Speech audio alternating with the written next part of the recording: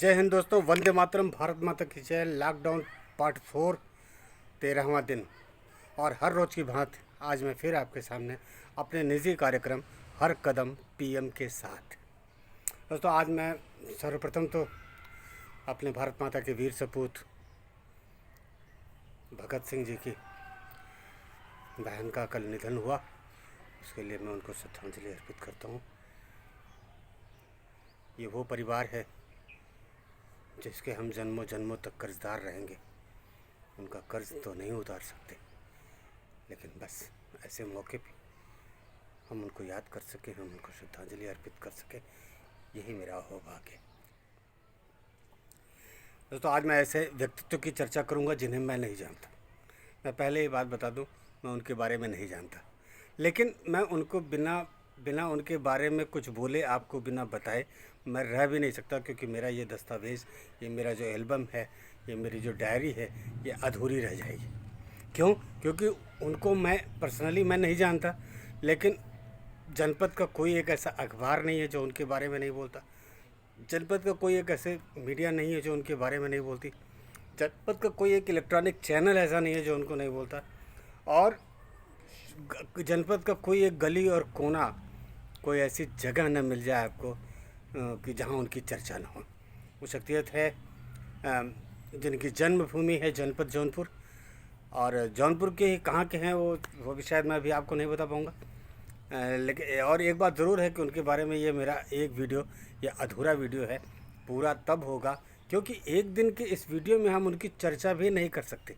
उतनी उनकी जो क्रियाकलाप रहा है, जिसका मैंने काफ़ी अध्ययन किया है पिछले 3 दिनों में, उसके बाद मुझे लगता है कि नहीं, उनका एक वीडियो के अंदर, एक टुकड़े में तो उनका पूरा हो ही नहीं सकता, इसलिए उनके एक दिन और समय देना ही पड़ेगा। ये वो शख्सियत है। उस शख्सियत को सर्वप्रथम मैं अपना हृदय से अभिनंदन करता हूँ। थोड़ा सा उनका परिचय कराता हूँ आपसे। हालांकि जौनपुर में और महाराष्ट्र में वो किसी परिचय के मोहताज नहीं। नाम है अशोक सिंह। परिचय के नाम पे मैं बताऊं तो उनकी जन्मभूमि है जौनपुर और कर्मभूमि है महाराष्ट्र। और शायद बहुत कम उम्र से ही उन्होंने व्यापार शुरू किया था, जिसकी वजह से आज बड़े व्यापारी में से। और जो जब से लॉकडाउन शुरू है, जब से हालांकि उनका ये जो कार्यक्रम है, ये खाना बांटने का और ज़रूरत की चीज़ें बांटने का, ये सब बहुत लॉकडाउन से दिखाई दे रहा है। लेकिन इसके पहले भी पता नहीं कितने अनगिनत कार्यक्रम वो करते रहे हैं, जब असहायों और गरीबों के लिए वो कंबल वितरण से लेकर के साड़ी वितरण से लेकर के ऐसे तमाम चीज़ें वो करते रहे।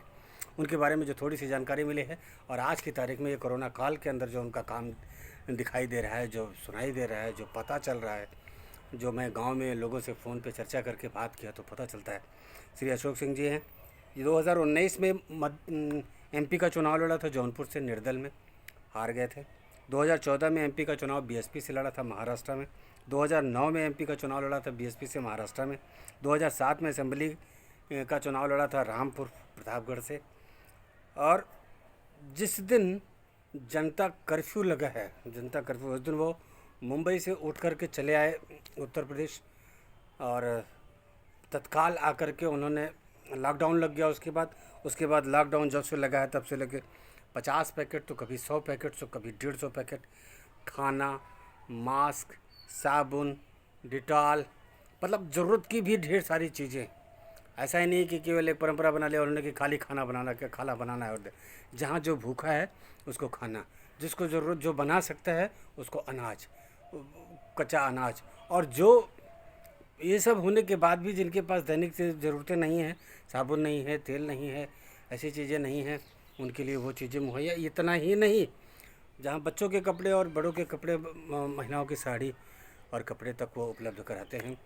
धन्य हैं आप अशोक सिंह जी, आपको मेरी तरफ से बहुत बहुत बहुत बहुत शुभकामनाएं, हार्दिक बधाई। मैं आपको दिल से आपका अभिनंदन करता हूँ। मैं क्या, जौनपुर अभिनंदन करता है आपका।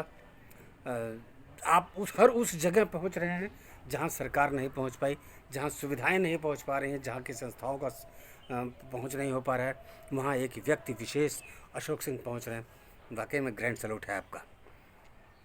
और इतना ही नहीं, जब से लॉकडाउन शुरू हुआ तब से लेकर के और जब तक लॉकडाउन चलेगा, अभी कल तो अंतिम दिन है, उसके बाद लॉकडाउन 5वां हो सकता है बढ़ जाए, लेकिन जब तक लॉकडाउन चलेगा तब तक वो कहते हैं कि हमारा ये कार्यक्रम, ये बांटने का कार्यक्रम, ये लुटाने का कार्यक्रम, ये चलता रहेगा। बहुत बहुत जिगर है, ये जिगर, इस जिगर को हम सैल्यूट करते हैं आपके।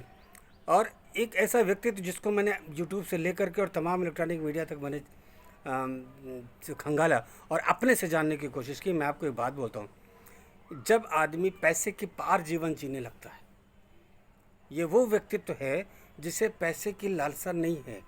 क्योंकि जो लोग उनको दिखाई देते, सबको पैसा दिखाई देता होगा, लेकिन उस व्यक्ति को जो एक समाज सेवा का धुन चढ़ा है, ये जो ये भूख होती है एक प्रकार की दोस्तों। जैसे एक आर्टिस्ट होता है, उसको ताली की ज़रूरत होती है। एक एक जो बहुत बढ़िया लीडर होता है, उसको केवल वाहवाही चाहिए और कुछ नहीं होती।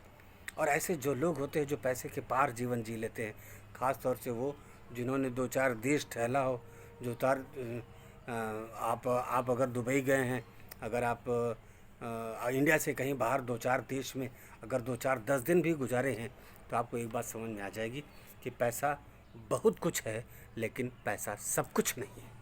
उसी का एक जीता जागता उदाहरण आपके सामने प्रस्तुत हैं अशोक सिंह जी, जिनके बारे में मैं बता रहा हूँ। मुख्यमंत्री अपने सीएम साहब के बारे में वो कहते हैं कि लॉकडाउन जब से है तब से मुख्यमंत्री अच्छा काम कर रहे हैं। पत्रकार ने कई बार हमने देखा कि कांग्रेस के उस पर राहुल के बारे में पूछने की कोशिश करते हैं, क्योंकि पत्रकारों का अपना तरीका होता है। लेकिन एक आदमी होता है, एक ऐसे लीडर होते हैं जिनको जब मौका मिल जाए किसी की खिंचाई करने का, किसी की बुराई करने का, किसी के कपड़े उतारने का, कपड़े फाड़ने का, तो वो मौका नहीं हाथ से जाने थे। लेकिन एक सरल इंसान, एक अच्छा इंसान, एक बढ़िया इंसान जो होता है, वो दूसरे की अच्छाइयों के लिए समय देता है, दूसरों की बुराइयों के लिए उसके पास जगह नहीं होता। और उसी में का अकेला व्यक्तित्व है अशोक सिंह, जिसको मैंने देखा कि वो किसी की बुराई के पक्ष में नहीं। कई कई सवाल पत्रकारों के उनके ऐसे साथ हमने देखे, लेकिन वो उसको टालते हुए नजर आए। उन्होंने अपनी बात कही और जितना हो सका पीएम की और सीएम की, और वो चाहे महाराष्ट्र की सरकार हो, चाहे वो एमपी की सरकार हो, जब वहाँ के बारे में उनसे पूछा जाता है तो वो बोलते हैं जितना हो सकता है सरकार से वो करती है। और केवल सरकार की जिम्मेदारी नहीं होती, हमारे जैसे उद्यमियों की भी जिम्मेदारी होती है। अपने ऊपर लेना, अपने को जिम्मेदार बनाना, देश के लिए अपने आप को जिम्मेदार साबित कर देना, बहुत बड़ी बात है दोस्तों, बहुत बड़ी बात है। मैं मिला नहीं हूँ, मैं जानता नहीं हूँ मैं अशोक सिंह से। और मैं बताऊँ, उनकी एक बात तो समझ में आ गई कि उनकी राजनीतिक इच्छा है एक बार कि अगर उनके पास सत्ता हो तो सत्ता में आकर के वो समाज की सेवा कर सके। मैं ये कहूँगा, मैं ईश्वर से प्रार्थना करूँगा कि ईश्वर आप ऐसे व्यक्तित्व को भी मौका दीजिए, ज़रूर दीजिए। दूसरी बात मैं उनसे कहना चाहूँगा, अभी उनकी वाणी में आपको बता रहा था कि बहुत से लीडर जो लंबी लंबी हाँक देते हैं, अशोक सिंह उनके बारे में कहते हैं कि नहीं, आप जो कर सकते हैं वही कहना चाहिए। बहुत अच्छी बात है, मैं सहमत हूँ आपसे। हाँ, और मीडिया हमारी आँख है। ये मैं भी यहाँ बैठा हूँ, लॉकडाउन के अंदर बंद कमरे में बैठा हूँ, और मैं आपको बताऊँ, यहाँ से जब अगर ये मीडिया न होती तो सचमुच हम इस दुनिया से अकेले थलग पड़ जाते, शायद हमको कुछ न पता होता। सैल्यूट है, अभिनंदन है। मीडिया हमारी आँख है, मीडिया हमारी जान है, इसमें कोई दो राय नहीं। ये अशोक सिंह जी भी कहते हैं कि मीडिया हमारी आँख है, और मैं भी ये बात कहता हूँ, सचमुच मीडिया हमारी आँख है, मीडिया हमारी जान है। सरकार जो कर रही है अच्छा कर रही है, ये अशोक सिंह मानते हैं। लॉकडाउन की वजह से और ये कोरोना काल की वजह से, लॉकडाउन की वजह से नहीं बल्कि कोरोना की वजह से, क्योंकि कोरोना की वजह से ही लॉकडाउन है, और इस लॉकडाउन और कोरोना की वजह से हम 10 साल पीछे जा चुके हैं। और लॉकडाउन होने के 3 महीने बाद, माने 3 महीने तो लगेगा उद्यमियों को, व्यापारियों को स्टेबल होने में, अपनी स्टेबल का मतलब अपनी जगह ठीक होने में। और बात भी सही है अशोक सिंह जी, आपकी बात से मैं सहमत हूँ। 3 महीना लगेगा हिंदुस्तान को संभालने में। आज एक बार ही आपकी बात बताता हूँ, हालांकि ये मीडिया में है और तमाम है जगहों पे है, लेकिन हमारा ये वीडियो उन लोगों तक जा रहा है जहाँ तक शायद वो लोग नहीं जा पा रहे हैं, जहाँ तक अशोक के लोग जा रहे होंगे, अशोक सिंह के लोग जा रहे होंगे, उनका अखबार जा रहा होगा। शायद मेरा अखबार ऐसे लोगों के बीच में जा रहा है जहाँ पे कि उनका अखबार नहीं जा रहा है। और मेरी खुशी इस बात की है कि जो लोग नहीं जानते हैं मैं उनको बता पा रहा हूँ। इसलिए अशोक सिंह जी ने अपनी जब शादी की सालगिरह मनाई थी तो उन्होंने 29वीं सालगिरह मनाई थी, और उसमें अभी वो लॉकडाउन के बीच ही पड़ा था उनका। और 29वीं सालगिरह पे उन्होंने 29 महिलाओं को साड़ी बांटी थी। 29 महिलाओं को वो ज़रूरतमंद महिलाओं को साड़ी वितरण किया था। और उसके साथ साथ लॉकडाउन का पालन करते हुए उनकी ज़रूरतों के तमाम सामान भी उनको दिए थे। अब आप क्या बोलेंगे? जो पीएम और ऊपर से बढ़ाई करते हैं, ये पीएम जो कुछ कर रहे हैं वो बहुत अच्छा कर रहे हैं। हमारे जनपद जौनपुर के प्रसिद्ध साहित्यकार जो मेरे फादर के मित्र भी थे, स्वर्गीय कृष्णकांत श्रीवास्तव, श्री एकलव्य जी, उनकी पुण्यतिथि पर भी एक बहुत बड़ी भूमिका अदा की थी अशोक सिंह जी ने। वो पहुंच करके वहाँ पर उन्होंने गरीबों में उस दिन गरीबों में, क्योंकि श्री एकलव्य जी वो जौनपुर की शान थे, तो उन्होंने उनके कार्यक्रम में पहुंच करके और राशन वितरण किया था। बहुत बहुत वाकई में जितनी बड़ाई करूं उतनी बड़ाई कम है आपकी। इतना ही नहीं, अगर मैं बात करूं कहाँ पहुँचे, रामपुर, सरौना, बढ़िया हो, केराक, सुरेरी, पूरे हो, केशवपुर, क्या बोलूँ, क्या बोलूँ, कितना बोलूँ, नहीं बोल सकता, उतनी जगह का नाम नहीं बता सकता जहाँ तक अशोक सिंह जी पहुँच चुके हैं और पहुँच रहे हैं। और जिस तरह से सरसरा एक जगह है, उस वहाँ पे एक दुर्घटना हुई थी, वहाँ पे जान गंवाने वालों की मदद के लिए सबसे पहले आगे बढ़े थे अशोक सिंह जी। दिव्यांगों की सहायतार्थ अशोक सिंह जी आगे बढ़े। जितने भी और गरीबों के बारे में कहते हैं, ये गरीबों की सहायता अभियान नहीं, अनुष्ठान है हमारा। वाकई में अशोक सिंह जी, आज का ये पूरा के पूरा आज का हमारा एपिसोड, हमारा ये वीडियो, लॉकडाउन में हम पहले दिन से हर कदम पीएम के साथ के कार्यक्रम के तहत हम आप जैसे लोगों के, आप जैसी शख्सियत को अपने इस निजी कार्यक्रम में शामिल करते हैं। आज मैंने ये वीडियो बनाया है केवल और केवल आपके लिए। हमारा आज का ये एपिसोड आपके लिए समर्पित है। ये संपूर्ण एपिसोड मैं आपके लिए समर्पित करता हूँ और अभिनंदन करता हूँ आपका इस जौनपुर की तरफ से। हालांकि आप जौनपुर के लाल हैं, तो हमें गर्व है कि मेरा भाई ऐसा हो सकता है, और मैं बहुत बहुत खुश हूँ इस बात को सोच करके कि आप जैसी शख्सियत, जिनके बारे में लोग बताते हैं कि व्यापारी तो बिना फ़ायदे के कुछ करता ही नहीं, आज आपने उस चीज़ को गलत साबित कर दिया है। और जो भी जनता देखेगी, ये मैं आपसे बिना मिले मैं आपको बोल सकता हूँ, एक सीधा और सरल और एक अच्छा इंसान है, जिनके बारे में जनपद के लोगों को सचमुच सोचना चाहिए। और अगर आगे मौका मिले तो मैं ईश्वर से ये प्रार्थना करूँगा, ये मैं दुआ करूँगा, उन तमाम गरीबों की तरफ से मैं दुआ करूँगा कि ईश्वर आपको मौका दे सत्ता में जाने का, जहाँ पर बैठ कर के आप अपने मनमानी, अभी आप अपने सीमित साधनों के बीच कर रहे हैं, लेकिन तब आपके पास सीमित साधन नहीं होगा, अपरंपार साधन होगा, ताकत होगा, पावर होगा, वर्चस्व होगा, तब आप अपनी मनमानी गरीबों की सहायता कर सकेंगे। और मैं ईश्वर से दुआ करूंगा कि आप सत्ता के उस मुकाम पे पहुंचने योग्य हैं, पहुंचने की चाहत अगर आप रखते हैं तो ठीक है, वरना सचमुच आप पहुंचने योग्य हैं। हमारी शुभकामनाएं, उन गरीबों की शुभकामनाएं हमारे जनपद वासियों की तरफ से।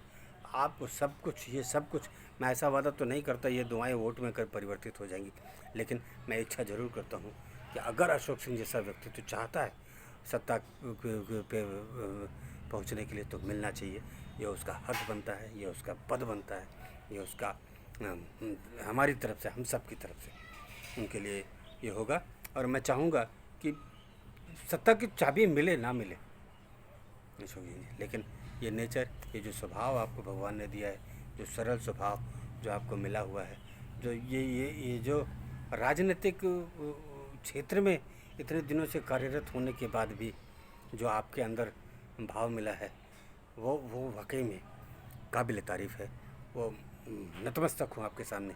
हाँ, मेरी हैसियत नहीं है, मेरी औकात नहीं है कि मैं आपको ये सलाह दूँ, मैं आपको राय दूँ, लेकिन मैं आपसे एक बात कहता हूँ कि किसी भाजपा और किसी बसपा और किसी कांग्रेस या किसी सपा की ज़रूरत अशोक सिंह जैसे व्यक्तित्व को नहीं होनी चाहिए। सपा, बसपा, कांग्रेस, ये सब तरसती हैं अशोक सिंह जैसे लोग। मेरा ये कहना है, अशोक जी, अगर आपकी पारी चुनाव आएगा तो फिर निर्दल लड़िएगा। आपने पिछले अपने इंटरव्यू में बताया था कि गलती से आपको बसपा का टिकट नहीं मिला।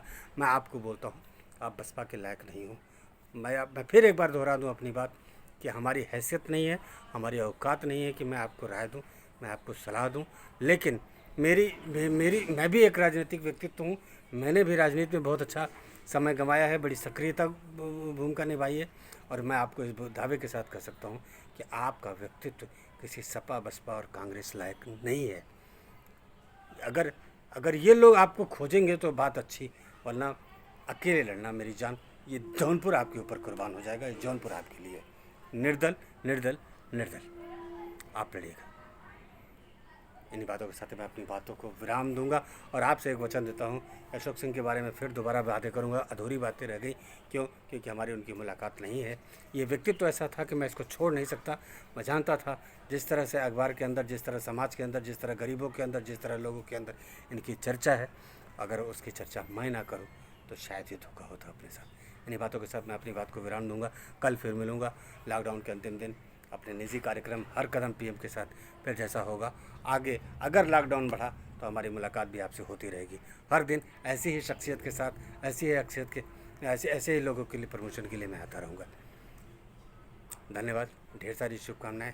कोरोना से लड़ाई जारी है, आप भी लड़ते रहिए। वो दिन ज़रूर आएगा जिस दिन हम वीडियो ज़रूर बनाएंगे और उसके अंदर कोरोना की चर्चा नहीं होगी, यानी कोरोना हारेगा, हम जीतेंगे। भारत माता की जय, वंदे मातरम।